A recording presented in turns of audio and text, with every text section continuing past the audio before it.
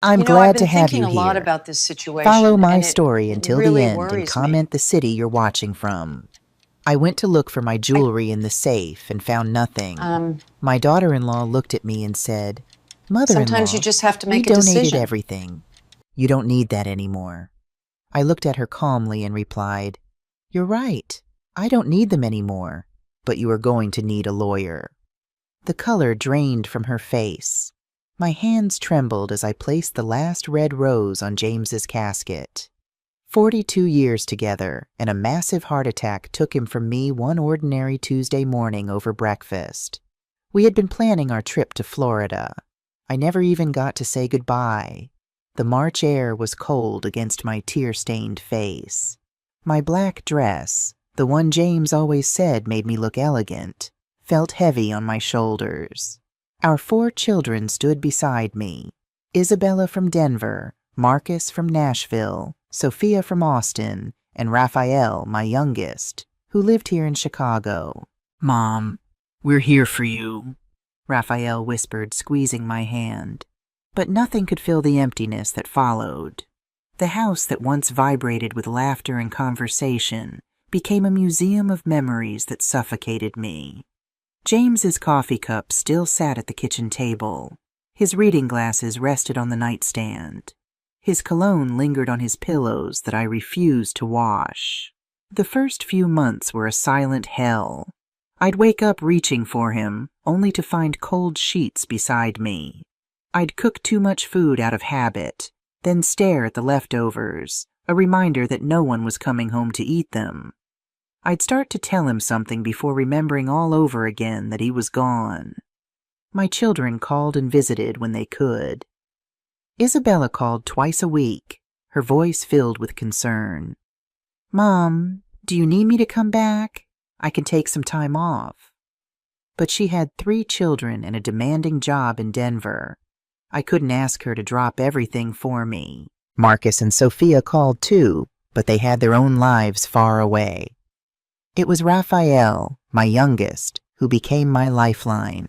He lived just 20 minutes away and would stop by every few days, sometimes with groceries, sometimes with my favorite pastries from Moretti's bakery. He'd stay for dinner, fix things around the house, and fill the silence with stories about his work at the investment firm. One Sunday, 6 months after the funeral, Raphael arrived with someone I didn't recognize. A young woman with long dark hair, striking features, and a confident smile stood beside him, holding a bouquet of sunflowers. "Mom, I'd like you to meet someone special," Raphael said, his eyes bright. "This is Gabriela Rodriguez." She stepped forward and handed me the flowers. "Mrs. Perez, it's an honor to meet you. Raphael has told me so much about you." Her voice was warm, her handshake firm. "I'm so sorry about your husband. Raphael says he was an amazing man. I invited them in, and while I made coffee, I watched how Raphael looked at her, the same way James used to look at me. They had met at Raphael's firm where she worked in the marketing department. As they talked, I noticed how she listened intently when I spoke about James, how she helped clear the dishes without being asked, and how she made Raphael laugh in a way I hadn't seen since his father died. For the first time in months, I felt a glimmer of hope. Maybe life wasn't completely over.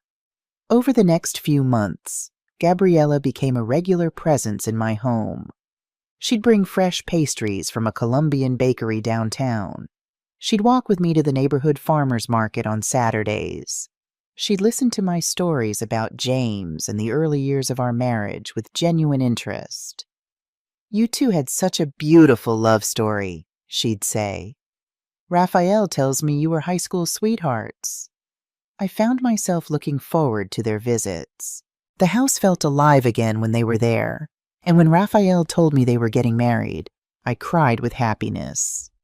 "Mom, are you okay with this?" Raphael asked, concern in his eyes. "I'm more than okay," I said, hugging them both. James would have loved her too. The wedding was small but beautiful, held in the garden of our local church. I helped plan the reception and even contributed a significant amount to make sure they had the celebration they deserved.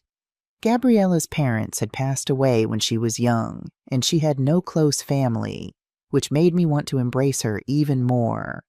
After they returned from their honeymoon in Mexico, Gabriella stopped by one afternoon while Raphael was at work.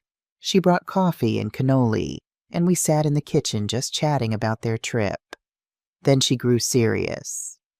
"Laura, there's something Raphael and I wanted to talk to you about," she said, stirring her coffee slowly. "We're currently renting a small apartment downtown, and it's really expensive. We're trying to save for our own home, but Chicago real estate." She shook her head. My heart beat faster. I had a feeling I knew what was coming. "We were thinking, and please feel free to say no, what would you think if we moved in with you? Just temporarily, until we save enough for a down payment." She reached across the table and touched my hand.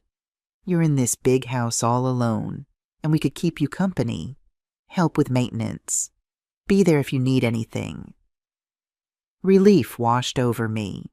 The thought of not being alone anymore, of having family around, of waking up to voices and life instead of silence. It was exactly what I needed. "That would be wonderful," I said without hesitation. Gabriella's face lit up. "Really? Oh, Laura, thank you. Raphael was worried you'd think we were imposing. This house is too big for just me. It would be nice to have it filled with family again." When Raphael came by that evening, he seemed surprised that I'd agreed so readily. "Mom, are you sure? We don't want to invade your space."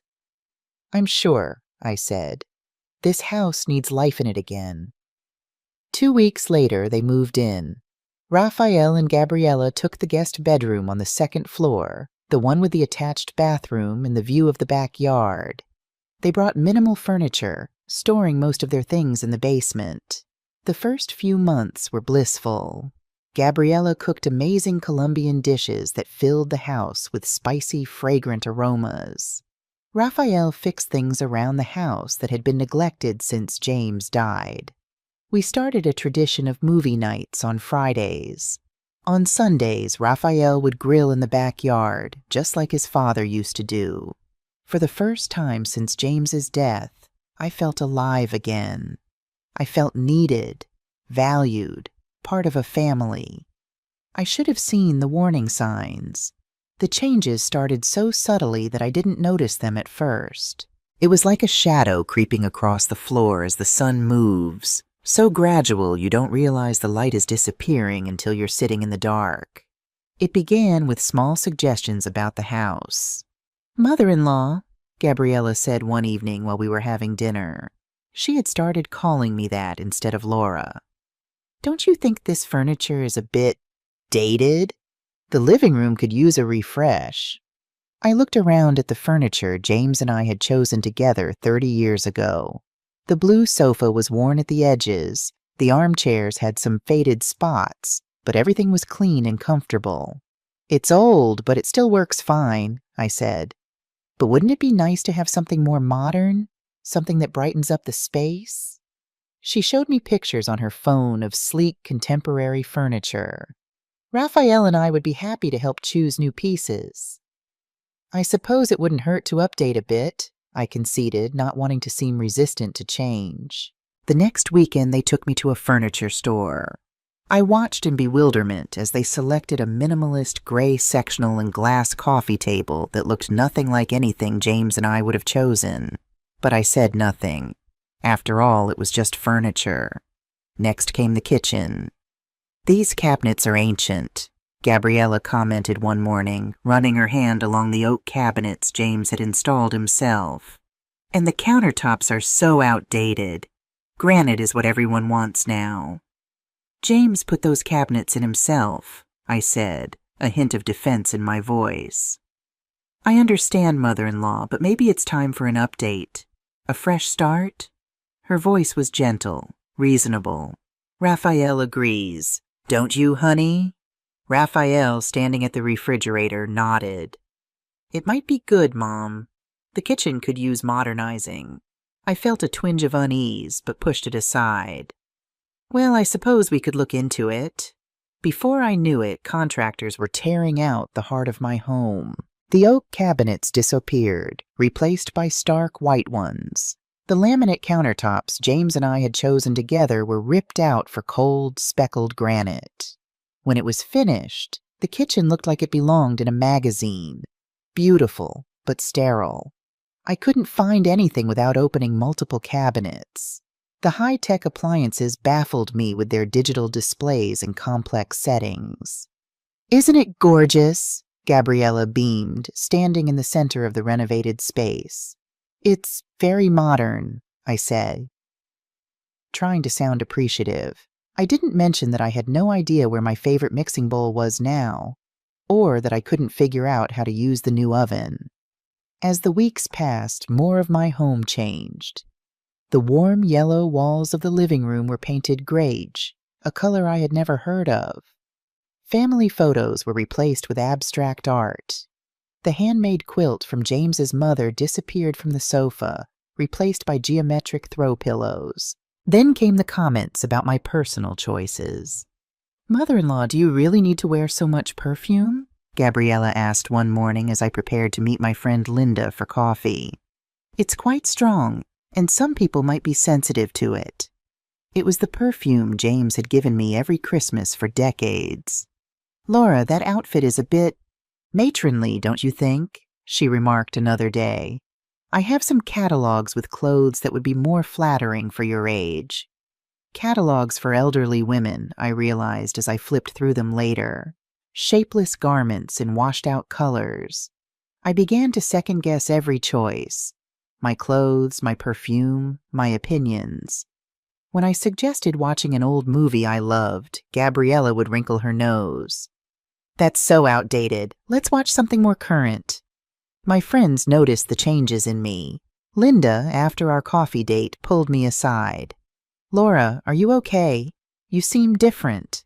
I brushed it off. "Just adjusting to living with the kids. It's fine." But it wasn't fine. One evening, Gabriella approached me with a folder of papers. "Mother-in-law, Raphael and I have been thinking. You shouldn't have to worry about bills and finances at your age. It must be so stressful managing everything alone." "I've been handling the finances since James died," I said. "I'm doing fine. But wouldn't it be easier if we helped? We could set up automatic payments, manage the investments, make sure everything is running smoothly." Her voice was so reasonable, so concerned. "You wouldn't have to worry about a thing." Before I knew what was happening, I was signing papers giving Gabriella access to my accounts. "It's just so we can help you," she assured me. "You'll still have complete control." That was the beginning of the end of my financial independence. As I signed, I caught a glimpse of something in her eyes, a flash of triumph quickly masked by a smile. But I dismissed it. After all, this was Raphael's wife. They lived in my home. They were family. I didn't realize I had just handed over the keys to my own destruction. That night, as I lay in bed, I felt a strange unease. The house no longer felt like mine. The photographs of James were gone from the hallway, replaced by modern art. His books had been packed away to make room for decorative objects. Even his chair had been moved to the basement because it didn't match the new aesthetic. It was as if James was being erased piece by piece. I reached for my phone to call Isabella, my eldest, but stopped. What would I say? That I didn't like the new furniture? That I missed James's chair? It seemed so petty, so resistant to change.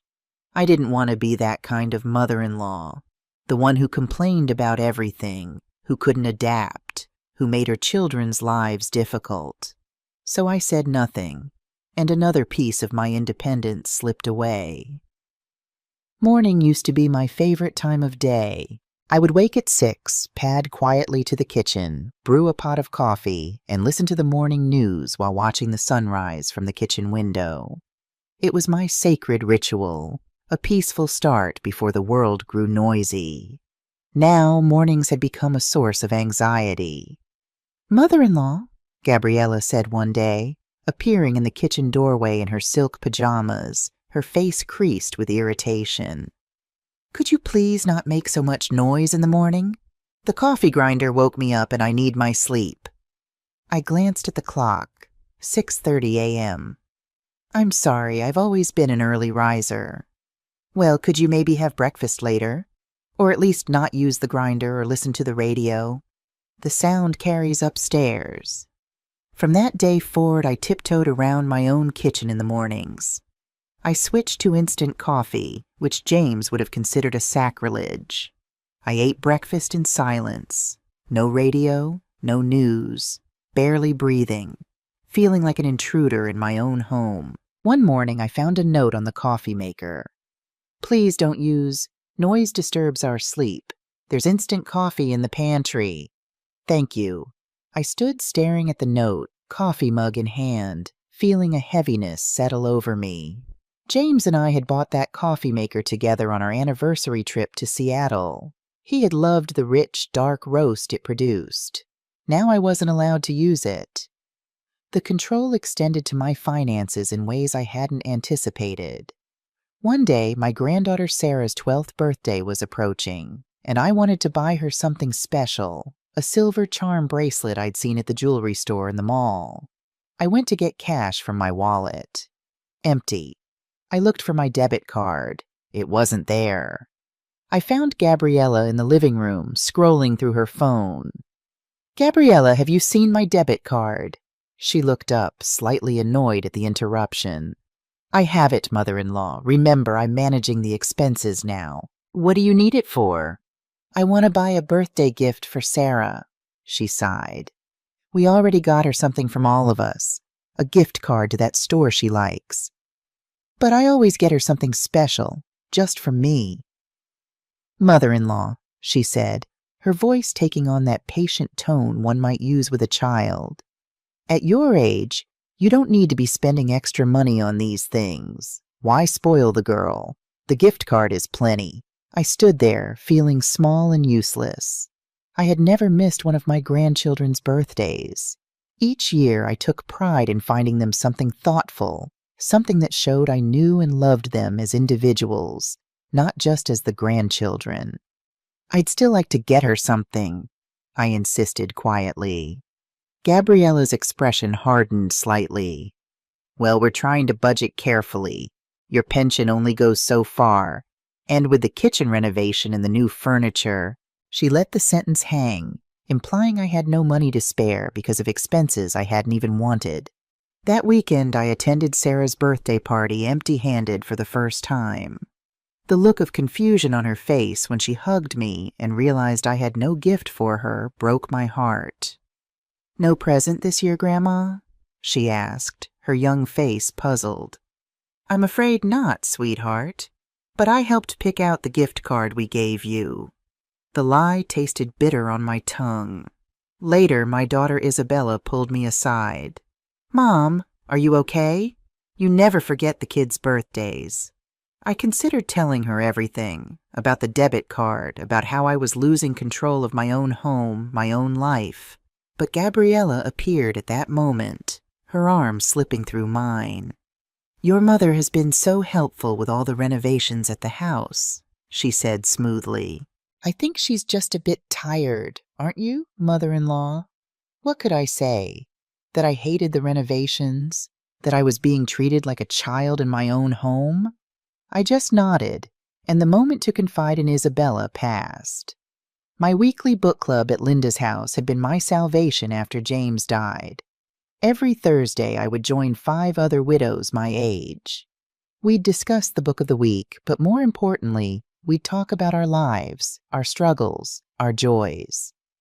It was the one place I felt understood, where I didn't have to explain the hollow feeling that comes from losing your life partner. But Gabriella began to sabotage even this small freedom. "Are you going out again?" she'd ask on Thursdays, her tone slightly disapproving. "It looks like rain. You'll catch a cold." "I'll take an umbrella." "I have to go shopping today. I can't give you a ride. I can drive myself." I had been driving for over 50 years. "Your car needs an oil change. Raphael was going to look at it this weekend." Excuse after excuse, week after week. Sometimes I pushed back and went anyway, but often I gave in, too tired to fight. Then came the day I received a call from Linda. "Laura, are you okay?" Gabriella called me. She said you haven't been feeling well, that you've been forgetting things. My blood ran cold. What? I feel fine, Linda. I haven't forgotten anything. She said the doctor recommended you not go out alone anymore, that sometimes you get confused. I gripped the phone tighter. That's not true. I haven't seen a doctor in months, and there's nothing wrong with my memory. When I confronted Gabriella, she looked at me with wide, innocent eyes. Oh, mother-in-law, it was just a misunderstanding. I only told them we need to take better care of you. But the damage was done. The next time I went to book club, I noticed the change in how my friends treated me. The careful way they spoke, as if I might break. The concerned glances when I struggled to remember an author's name, something that happens to everyone. The safe space no longer felt safe. I stopped going. My world was shrinking, day by day. The house that had once been my domain was now Gabriella's territory. The finances I had managed capably were no longer in my control.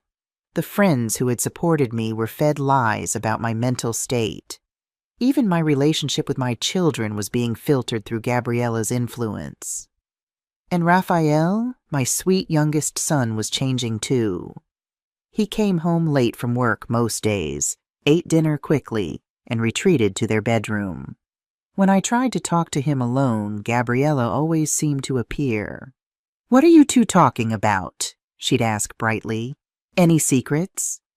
Raphael would bow his head slightly, as if avoiding eye contact. The confident, affectionate son I knew was being replaced by a shadow, a man who walked on eggshells in his own mother's home. One evening, I found him alone in the backyard, sitting on the old bench where James used to smoke his occasional cigar. I sat beside him, gathering my courage. "Raphael, honey, I need to talk to you." He didn't look at me. "What is it, Mom?" "It's Gabriella. The way things are in the house. I feel like this isn't my home anymore." He tensed visibly. "Mom, please don't start. Gabriella is trying her best to help you." "Help me?" "Raphael, she's taken my debit card. She's telling my friends I'm losing my memory. She's—" "Enough!" The word came out sharp, angry. He stood up. "Mom, you're exaggerating everything. Gabriella is at her wit's end with you." I sat stunned, looking up at my son, James's son, as he towered over me, his face twisted with frustration. "Do you have any idea how much she sacrifices to live here with you? She gave up our apartment downtown, her freedom. She manages this whole house, your finances, everything, and all you do is complain." Tears stung my eyes. "Raphael, that's not true. No, Mom, you're the problem. You cling to the past. You don't accept change. You make Gabriella feel like an intruder in her own home." "Her home?" I whispered. "This is my house, Raphael. The house your father and I bought, that he left to me." Something flickered in his eyes.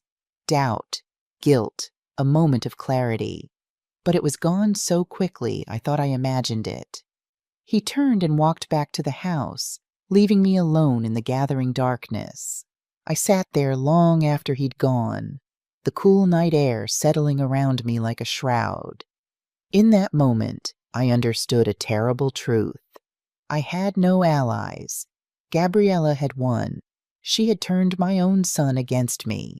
She had isolated me from my friends. She had taken control of my money, my decisions, my life. And I had let her, out of fear, out of loneliness, out of not wanting to admit that the woman my son loved was actually destroying me. But I still didn't know how far she was willing to go. The worst was just beginning. September 23rd, my birthday. For 68 years, that date had been a day of celebration, of feeling special and loved. James would always wake me with a cup of coffee and fresh flowers. The children would call or visit. Cards would arrive in the mail. It was a day when I felt the bonds of family wrapped around me like a warm blanket. This year would be my first birthday without James. I woke up with a hollow feeling in my chest, reaching instinctively for his side of the bed before remembering, as I did every morning, that he was gone. I lay there for a moment, listening to the quiet house. Raphael had already left for work. He had an early meeting. Gabriella was still asleep. I slipped out of bed, trying to hold on to the hope that today might still be special, that my family would remember. I made my instant coffee in silence, not daring to use the grinder. I sat at the kitchen table, watching the clock. 8 o'clock passed, 9 o'clock, 10 o'clock. My phone remained silent. No calls from Isabella, Marcus, or Sophia. No text messages. Nothing. At 11, Gabriella emerged from her room, already scrolling through her phone. "Morning, mother-in-law," she said without looking up. "Good morning," I replied, waiting for some acknowledgement of the day. She poured herself some orange juice and sat down with a yogurt, still focused on her phone. I watched her, waiting for the happy birthday that never came. Nothing. Not a word, not a card, not even a perfunctory acknowledgement. I sipped my cold coffee, the bitter taste matching my disappointment. Had everyone forgotten? Or had Gabriella somehow intercepted cards, messages, calls? I couldn't be sure, but the doubt gnawed at me. Around 3 in the afternoon, I overheard Gabriella on the phone in the kitchen. Yes, come over around 7. Bring some snacks. It's going to be fun." My heart lifted. A surprise party? Had I been wrong to doubt her? Were my children coming over to celebrate after all? I retreated to my bedroom and put on the blue dress James had given me for our last anniversary together. I applied a little makeup, a touch of the perfume Gabriella had criticized. If they were surprising me, I wanted to look my best. At 6, Gabriella found me in the living room. "Mother-in-law, some friends of mine are coming over in a little while," she said, straightening the cushions on the sofa. "We're going to be a bit loud, so you might want to stay in your room." I froze. "Your friends?" "Yes, just a small get-together." "Today? You're having friends over today?" She glanced at me, puzzled by my tone. "Yes. Is there a problem?" I stared at her, unable to believe what I was hearing. "Today is my birthday, Gabriella." She blinked, a moment of genuine surprise crossing her face. "Oh, I had no idea. Happy birthday, mother-in-law." Then she continued arranging the living room. "So as I was saying, my friends will be here around 7. We'll try to keep it down, but..." I sat there, stunned. Not only had she forgotten my birthday, but she was having a party, in my home, and asking me to hide in my room. "I thought," I started, then stopped, embarrassed by my own expectations. "Never mind." "Thought what?" she asked, barely paying attention. "Nothing, forget it." She glanced at her watch. "Actually, could you help me put together some snacks? I still need to get ready." And so, on my 68th birthday, in my own home, I found myself in the kitchen preparing food for my daughter-in-law's friends while wearing the dress James had given me. The irony was bitter and sharp. At 7, they began to arrive. 5 women, all in their early 30s, carrying wine bottles and laughing loudly. Gabriella greeted them with exuberant hugs, her demeanor completely different from the controlled, often critical woman I knew. "Everyone, this is my mother-in-law, Laura," she said, gesturing toward me. "Mother-in-law, these are my friends from work." They nodded politely in my direction, then immediately turned back to each other, their conversation resuming as if I wasn't there. "Mother-in-law, you can go up to your room if you want to rest," Gabriella said, her tone making it clear this wasn't a suggestion. But something in me refused to retreat. This was my home, my birthday. I wouldn't be banished to my room like a child past her bedtime. "I think I'll stay down here for a while," I said, sitting in the armchair in the corner. the only piece of original furniture that had survived Gabriella's renovation. The party flowed around me as if I were invisible. They played music, opened bottles of wine, spread out on my new grey sectional sofa. No one spoke to me or even looked in my direction. I sat there in my blue dress, a ghost at my own non-birthday celebration. And then I heard the conversation that would change everything. Gabriella was in the kitchen with two of her friends, just behind where I was sitting. They didn't notice me, or perhaps they didn't care if I overheard. "So, girl, when are you guys moving into your own place?" one friend asked. "Didn't you say it was just temporary?" Gabriella lowered her voice, but not enough. "Why would we? This house is going to be ours soon enough." I froze, straining to hear. "What? How?" "The old woman has already signed a bunch of papers without reading them," Gabriella said, a smug tone in her voice. "Raphael has power of attorney. It's just a matter of time." My blood ran cold. Power of attorney? I had never signed such a document. Or had I? There had been so many papers, so many times when Gabriella had said, "Just sign here, mother-in-law. It's for the household expenses." "But what about her?" the other friend asked. Gabriella laughed softly. "I've almost convinced Raphael to put her in a home. His cousin in Nashville runs a nice facility. It's not too expensive, and once she's there—" She paused, and I could hear the smile in her voice. "Once she's there, we sell this old house, buy something modern, and keep the rest. This place is worth at least $800,000. Can you imagine?" "But what if she refuses?" the first friend asked. "Friend, the old woman is already senile. She forgets everything. She doesn't think clearly. It'll be easy to get a doctor to certify that she needs specialized care." The three of them laughed, and I sat 10 feet away, listening to them plan the theft of my home, my life. But the worst, the absolute worst part, was when Raphael arrived home from work. He walked in, saw the gathering, and greeted Gabriella's friends with a tired smile. "Honey, come here," Gabriella called to him. Raphael walked into the kitchen, and from my corner, I watched them speak in whispers. I couldn't hear clearly, but I saw Gabriella point in my direction. I saw the uncomfortable look on Raphael's face. I saw him nod. My son had just agreed to the plan to lock me in a nursing home and steal my home. Something inside me shattered in that moment. I didn't cry. I didn't scream. I just felt the last shred of love I had for my son crumble into dust. I stood up silently. None of Gabriella's friends noticed me leave. They were too busy laughing and drinking my wine. Raphael didn't see me either. I walked up the stairs, closed my bedroom door, and sat on the edge of the bed. And then, only then, did I let myself cry. I cried for James, for my lost jewelry, for my son who had chosen that woman over me, for the woman I had become. Scared, small, invisible. But most of all, I cried with rage.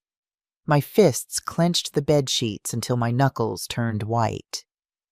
Downstairs, people were celebrating my future disappearance. And I was up here hiding like a coward. I looked at my reflection in the vanity mirror. The woman looking back at me had swollen eyes. Her makeup was smeared. Her blue dress was wrinkled. She looked defeated. But then I saw something else. I saw the eyes of the woman who had raised 4 children while her husband worked long hours building his law practice. I saw the hands of the woman who had built a home from nothing. I saw the strength of the woman who had survived the death of her husband. And I made a decision. No more. No more hiding. No more letting myself be walked all over. No more being the submissive old woman Gabriella wanted. I wiped my tears. I stood up. I took out my phone and dialed a number I hadn't called since James's funeral. Matthew Thompson. The voice was deep, familiar. James's best friend and law partner for 30 years, Raphael's godfather. Matthew, it's Laura Perez. Laura? Is everything okay? It's almost 9 o'clock. No, everything is not okay. I need your help. What's happening? Are you ill? I'm being robbed, Matthew. My own family is robbing me. There was a pause. Don't say anything more on the phone. Can you come to my office tomorrow at 10 o'clock? Yes. Laura, James made me promise that if you ever needed help, I'd be there. I'll see you tomorrow. I hung up and felt something I hadn't felt in months. Hope. The next morning I told Gabriella I had a doctor's appointment. She barely looked up from her phone. Do you need me to come with you? She asked, her tone making it clear she hoped I'd say no. No, I'll take a cab. Well, don't be back too late. I have plans for dinner. I nodded, swallowing the angry words that threatened to escape.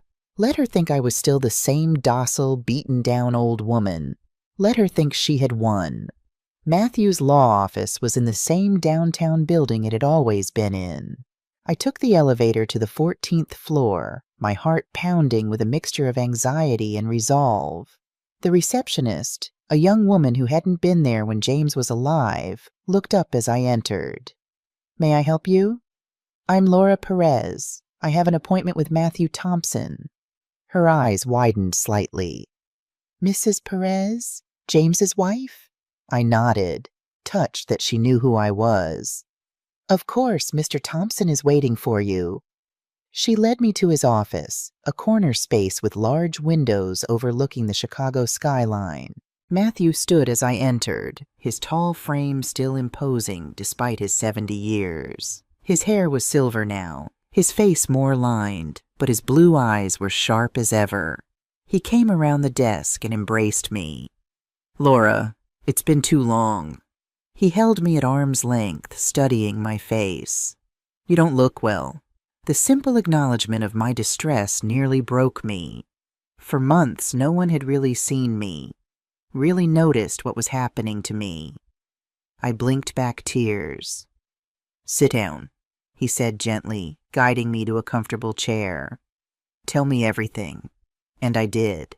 I told him about the missing jewelry, about the control over my money, about how Gabriella managed my bank account, about the daily humiliation, about how Raphael had become a stranger. I told him about the conversation I'd overheard on my birthday, about the plans to put me in a home and sell my house. Matthew listened in silence, taking notes, his brow furrowing deeper and deeper. When I finished, he took off his reading glasses and set them on the desk. Laura, what you're describing is elder financial abuse. According to Illinois state law, it's fraud and potentially domestic economic violence. Can I do something about it?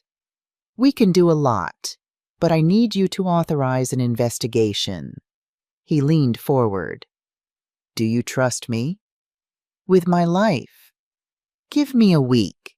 That week was the longest of my life. The days crawled by. The ticking of the living room clock hammered at my temples. Every time Gabriella entered a room, I held my breath, afraid she would somehow know what I was doing. At home, I acted as if nothing was wrong. I smiled when Gabriella gave me orders. I nodded when she told me what to eat, what to watch, what to do. I became the submissive old woman she wanted me to be, but inside, I was a storm of rage and determination. 7 days later, Matthew called. Come in tomorrow. I have information. The next day, when I arrived at his office, there was a thick folder on his desk. He gestured for me to sit. This isn't going to be easy to hear, Laura. I'm ready. He opened the folder and pulled out several documents. First, the jewelry. I hired a private investigator. He slid a photograph across the desk. They weren't donated. My heart lurched. In the photo was my emerald earrings, the ones James had given me on our 20th anniversary, sitting in a pawn shop display case. Where are they? In a pawn shop on the south side, pawned in the name of Gabriella Perez. How much? I asked, afraid of the answer. She got $35,000 for all of it. $35,000. James's emeralds. My mother's pearls. The gold bracelets I got when each of my children was born. The diamond ring for my first granddaughter. 40 years of memories turned into cash. There's more. Matthew slid some bank statements across the desk. I checked your account activity since you gave Gabriella access. His finger pointed to highlighted figures. Constant withdrawals, transfers, excessive purchases. How much? I asked, though I was terrified of the answer. Matthew looked me straight in the eye. A total of $89,000. The world stopped spinning. $89,000. Money James and I had scrimped and saved for. Money from my pension. From the sale of that plot of land upstate we'd bought as an investment. Stolen. Matthew, can I get it back? He nodded.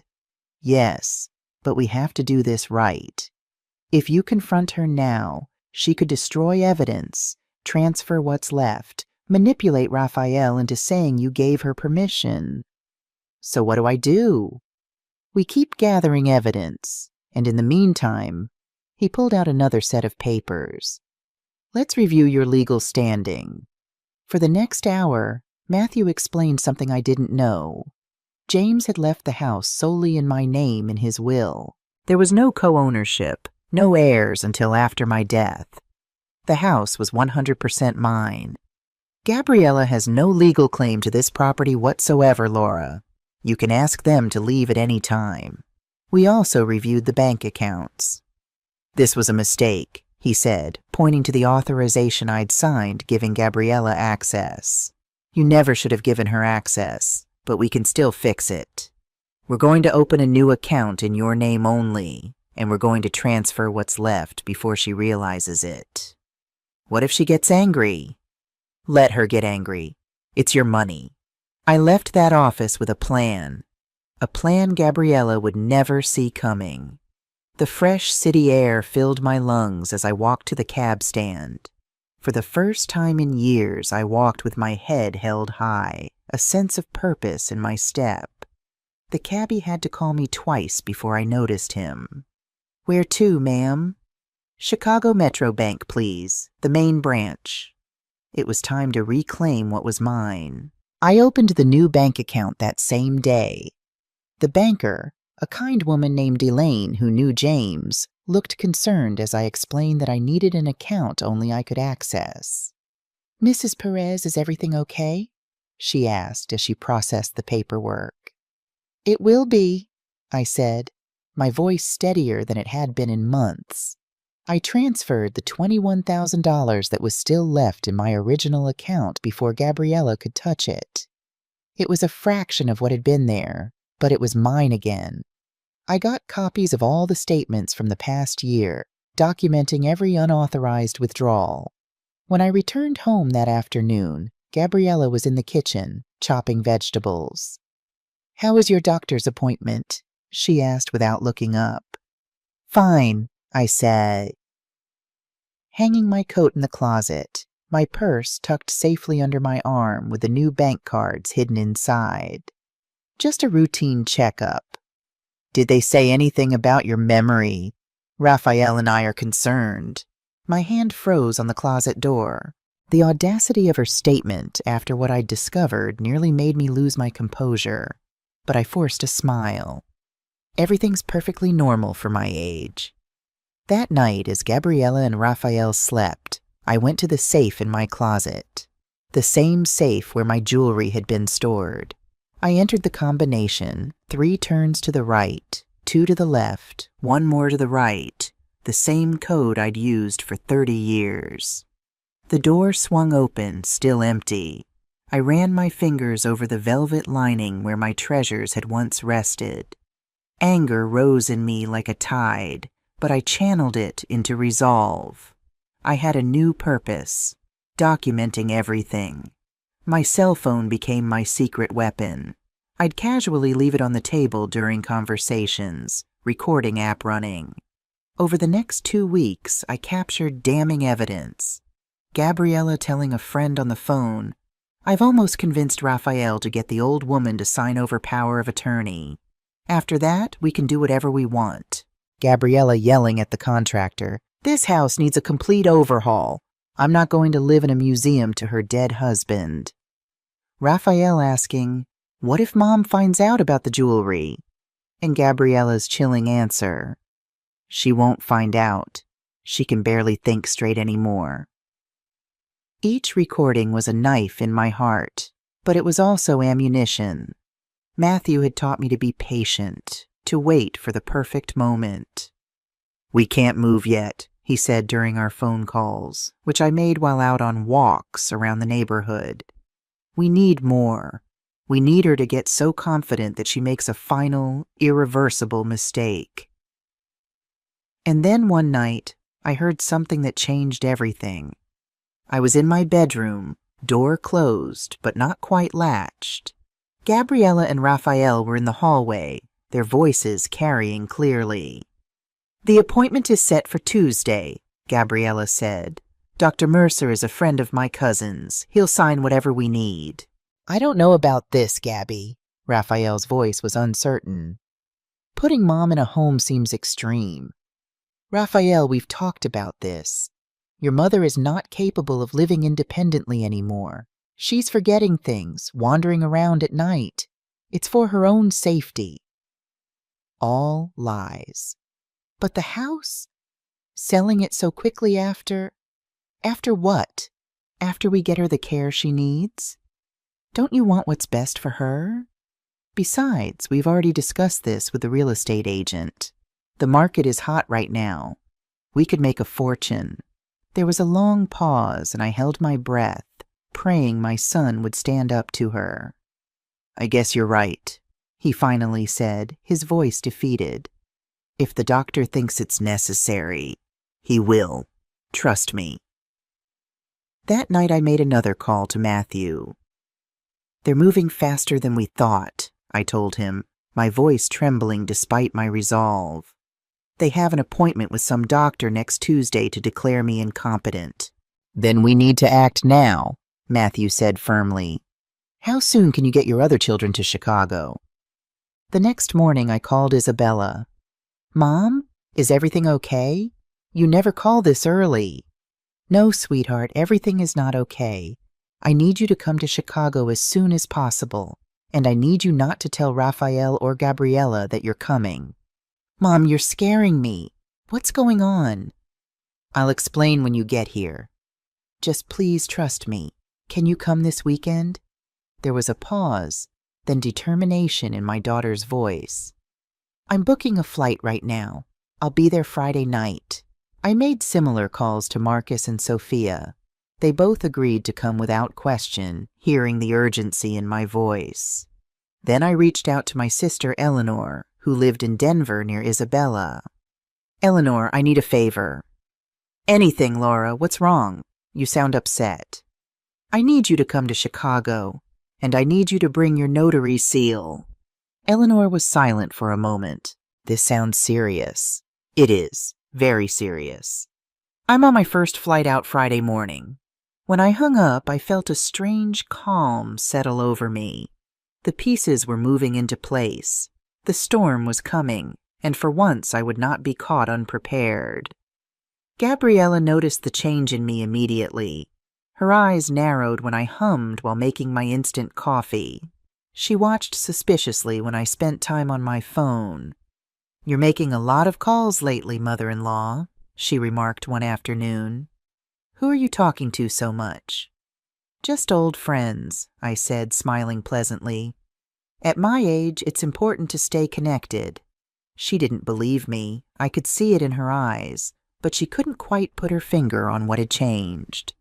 Friday arrived, and with it came Isabella. I had told Gabriella that my daughter was coming for a quick visit. "Why didn't she tell us sooner?"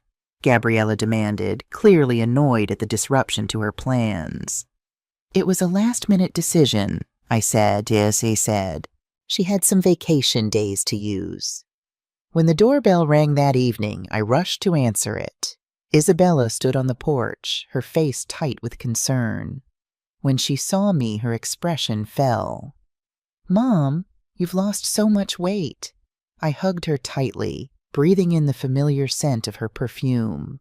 "I'm fine, honey. I'm just so glad you're here." Gabriella appeared behind me, her welcoming smile firmly in place. "Isabella, what a surprise visit. Raphael will be so happy to see you when he gets home from work." Isabella's smile didn't reach her eyes. "Gabriella, nice to see you too." That night, after everyone had gone to bed, Isabella came to my room.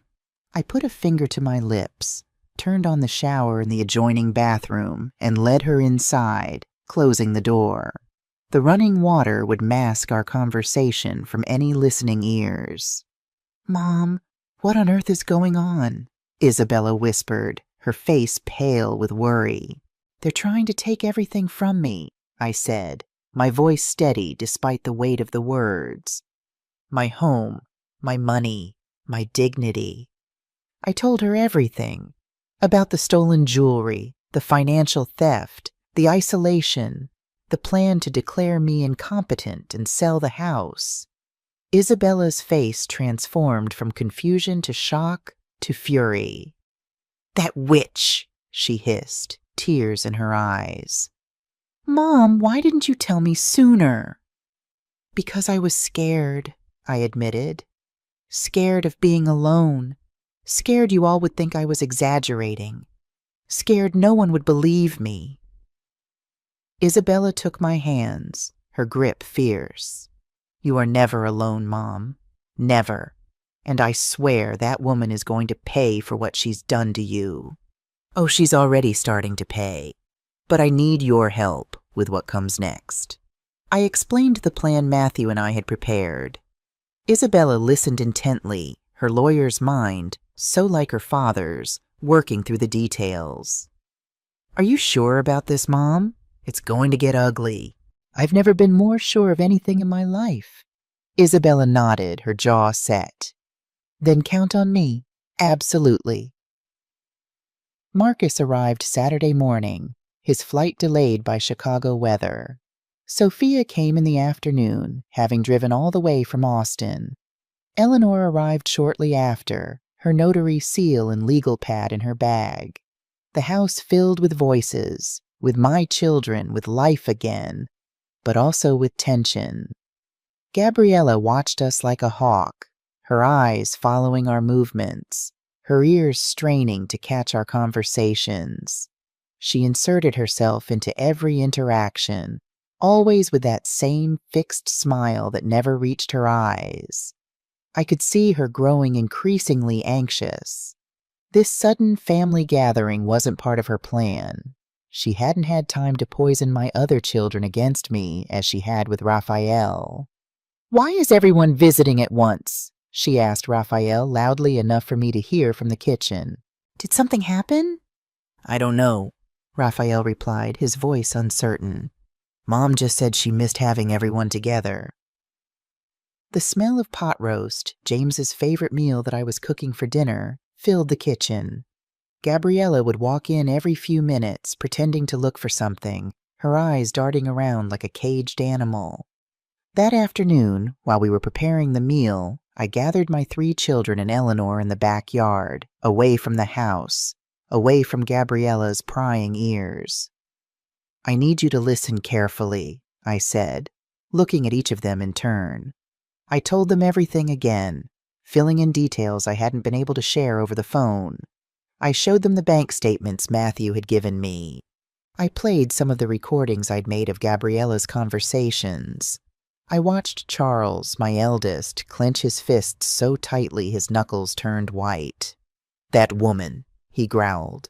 "And Raphael knows about this?" "Raphael is part of the problem," I said sadly. "He's so manipulated by her that he can't see straight anymore. He's agreed to have me declared incompetent and put in a nursing home." Sophia, my youngest daughter, had tears streaming down her face. "Mom, we're so sorry. We didn't realize. We live so far away." "It's not your fault," I assured her. Gabriella is very clever. She knows how to hide things. What do you need us to do? Isabella asked, always practical, always ready to take action. I need you to be here, to be witnesses, so that when the time comes, you back up everything I'm going to say. You can count on us, Marcus said firmly. All of us. Eleanor, my sister, and the notary public I needed for the final piece of my plan nodded. Laura, I've reviewed the documents Matthew prepared. They're ironclad. We just need to execute them at the right moment. And that moment is tomorrow, I said, looking at each of their determined faces. Sunday dinner, when we're all together, including Raphael. We returned to the house to find Gabriella in the kitchen, pretending to be checking the roast, but clearly trying to eavesdrop on our conversation. Everything okay out there? She asked, her voice falsely bright. You all looked so serious. Just catching up on family news, Eleanor said smoothly. It's been too long since we've all been together. Dinner that night was a masterclass in tension. Raphael seemed increasingly uncomfortable, caught between his wife's obvious displeasure at the family gathering and his siblings' cold politeness toward Gabriella. He picked at his food, barely speaking. Gabriella tried to maintain her facade of the perfect daughter-in-law, but I could see the strain in her smile, the tightness around her eyes. She knew something was wrong, but couldn't figure out what. After dinner, Eleanor and I retreated to my bedroom under the pretense of looking at old family photos. Instead, we reviewed the documents Matthew had prepared one final time. This is solid, Laura, Eleanor said, her reading glasses perched on her nose as she examined each page. Very solid. You have them for family fraud under the Illinois Penal Code, financial abuse, misappropriation of assets. The recordings are admissible as evidence since Illinois is a one-party consent state. Is it enough to sue her? I asked. It's enough to put her in jail if you want to go that far, Eleanor said, looking up at me over her glasses. The evidence is overwhelming. The air left my lungs in a rush. I don't want to destroy her. I just want my life back. Then you give her a choice. Either she returns everything and leaves, or she faces the legal consequences. Eleanor removed her glasses. But you need to be strong, Laura, because when you show her this, she's going to attack you with everything she has. I'm ready. And I was. Because during those 2 weeks of gathering evidence, I had done something else. I had retrieved every important document related to the house, the deed, James's will, the property certificates, the bank titles. Everything was now stored in a safe deposit box at the bank, in my name alone. I had also obtained something crucial, an updated medical certificate.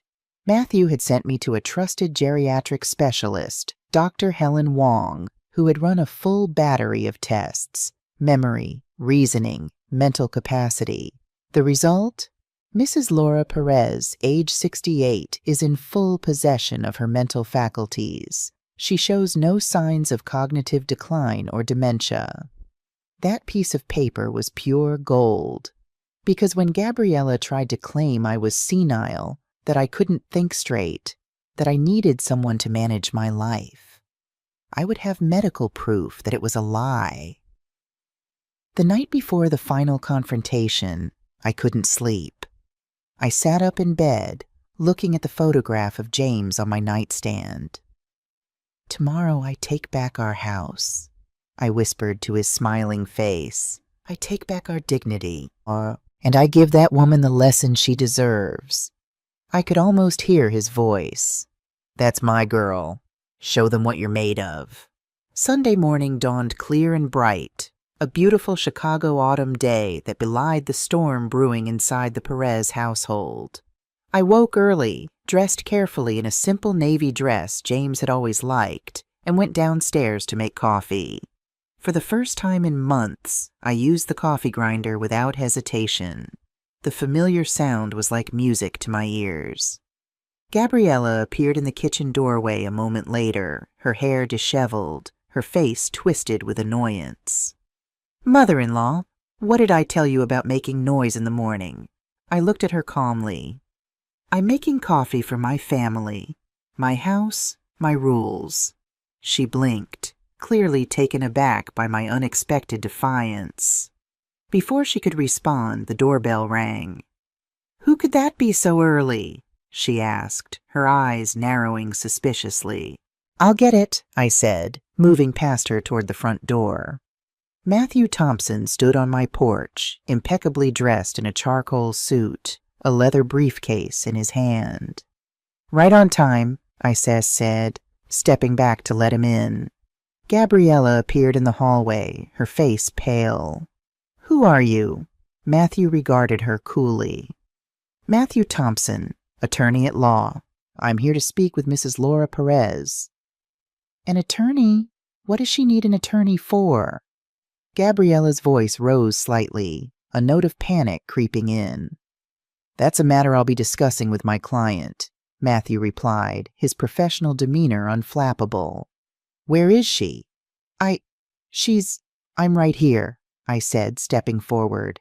And for the first time in 2 years, Gabriella truly saw me, not as the submissive old lady, not as the foolish mother-in-law, but as what I had always been, the owner of this house and the woman who was about to take it all back.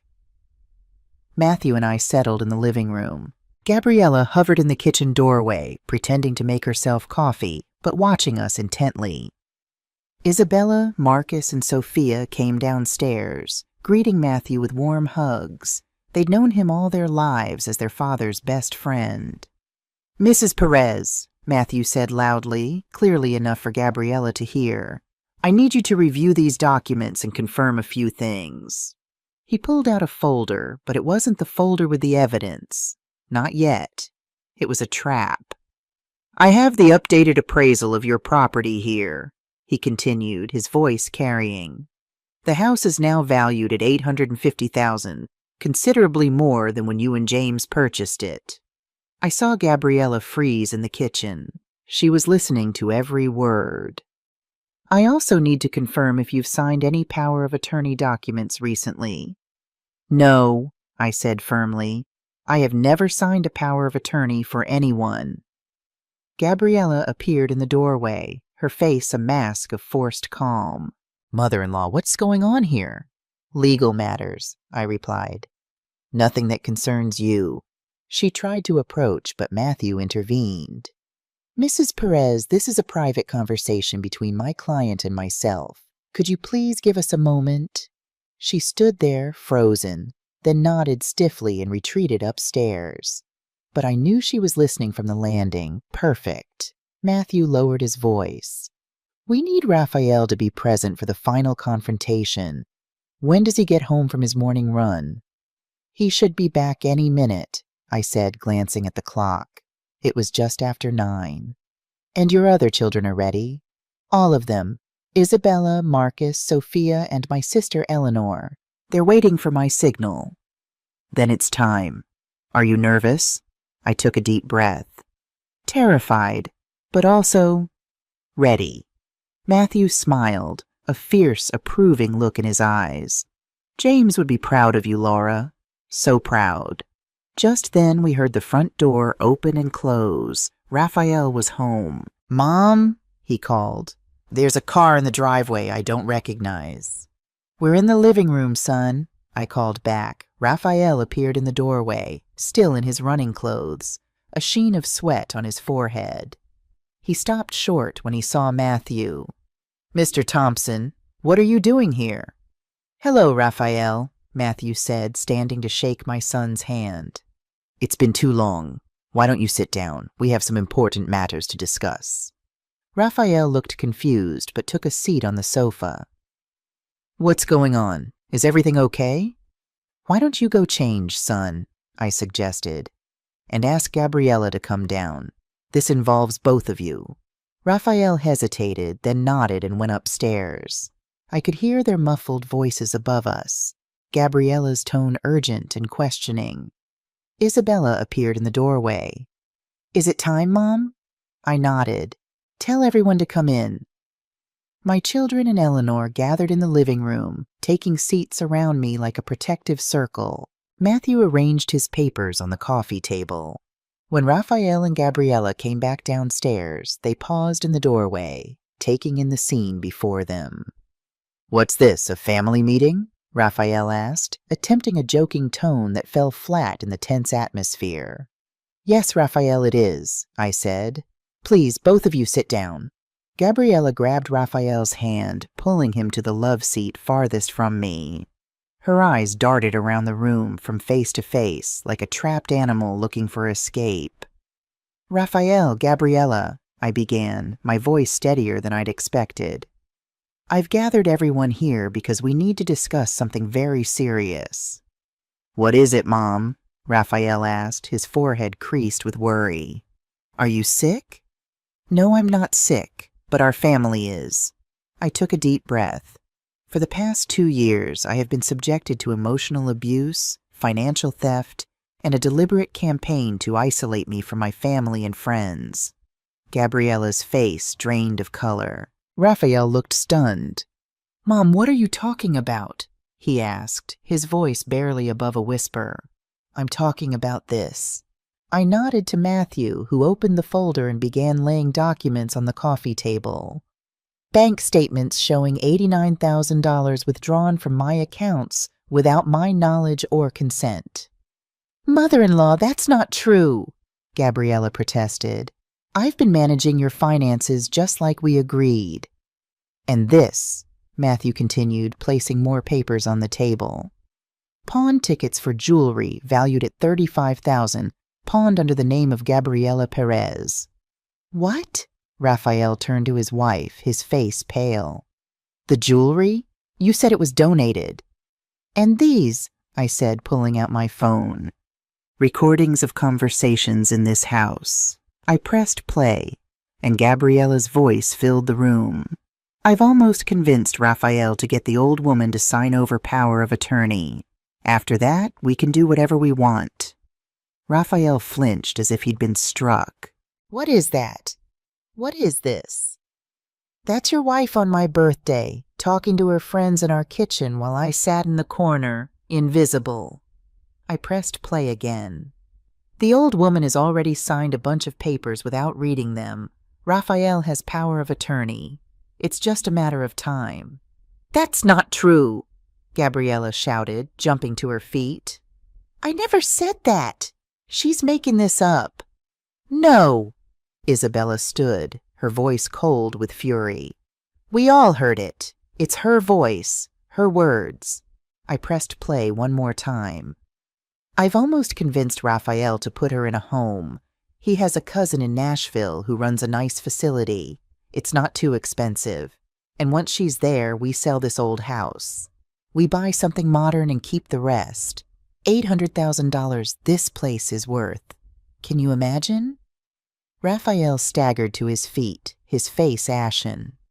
"No," he whispered. "It can't be. And is this a lie too?" Eleanor placed the photos of the jewelry from the pawn shop on the table. "The jewelry you donated?" Gabriella looked at the photos, and what little color remained drained from her face. I was going to get them back." "With what money?" Marcus demanded, throwing the bank statements onto the table. "With the $89,000 you stole from our mother?" The numbers were right there, highlighted in yellow, impossible to deny. Transfers, withdrawals, excessive purchases, all in the name of Gabriella Perez. Raphael took the papers with trembling hands. "Gabriella, what is this?" His voice was hollow, disbelieving. We needed the money for the house, for what, Raphael?" I asked softly. "You live in my house. You don't pay rent. What did you need so much money for?" "For our future," Gabriella burst out, tears streaming down her face now, though I couldn't tell if they were from fear or rage. "Your mother has more than enough. She doesn't need all that money just sitting there." "It's not your money," Sophia said, her voice thick with disgust. "It never was." Gabriella turned to me, her tears drying up remarkably quickly as she switched tactics. Mother-in-law, please. I was only trying to help, to manage the money properly. You know how forgetful you've been, how confused. Remember last month when you couldn't find your glasses and accused me of hiding them? Help? I stood up and my voice echoed in the room. Does help mean stealing my jewelry, planning to put me in a home, telling your friends I'm senile, making me afraid to use my own coffee maker in the morning? I never said those things, Gabriella insisted, turning to Raphael. Honey, you know me. She's confused. Stop. Raphael's voice was barely audible. Just stop. He looked up and I saw tears streaming down his face. I heard you, he said to Gabriella. The night of my mother's birthday, you were in the kitchen with your friends. You said she wasn't thinking straight anymore, that we should put her in a home. His voice broke. Raphael, no, Gabriella pleaded, reaching for him. And I did nothing. Raphael's shoulders slumped under the weight of his guilt. I heard her say those things, and I didn't defend you, Mom. I let her humiliate you. I let her steal from you. I failed you. I failed Dad. He turned to me, his eyes desperate. Mom, forgive me. I was a coward. I knew something wasn't right, but I didn't want to see it. I didn't want to admit that the woman I married could do this to you. Gabriella tried to grab his arm. Raphael, honey, listen to me. Don't touch me. He recoiled from her, disgust written across his face. You lied to me. You manipulated me. You made me betray my own mother. I did it for us, Gabriella cried, her mask finally slipping to reveal the rage beneath. For our future. Your mother had everything, this big house, the money, the jewelry, while we were crammed in that tiny apartment. It wasn't yours to take, Raphael shouted, his voice breaking. None of it was yours. He turned back to me. Mom, tell me what to do. Anything. I'll fix this. I took a deep breath. This was the moment. Raphael, there's only one way to fix this. I looked Gabriella straight in the eye. Either you return every single dollar you stole, sign a document renouncing any and all claim to my estate, and move out of my house immediately. Gabriella's mouth fell open, incredulous. Or you face criminal charges for aggravated family fraud under the Illinois State Penal Code. Eleanor produced a document. 3 to 12 years in prison. That's what you're facing, Gabriella. We've already consulted with several criminal lawyers. The case is airtight. Gabriella swayed on her feet. No, you can't do this to me. You did this to yourself, Isabella said coldly. No one forced you to steal. I didn't steal. I was managing the family's money. There is no family money. My voice cut through the air like a knife. You are not my family. You are a thief who took advantage of my loneliness. And it's over. Raphael, Gabriella turned to my son, pleading. Tell them it's not true. Tell them it was all a misunderstanding. But Raphael looked at her as if seeing her for the first time. Get out of this house. What? I said get out. I never want to see you again. Gabriella started crying for real now. No, you can't do this.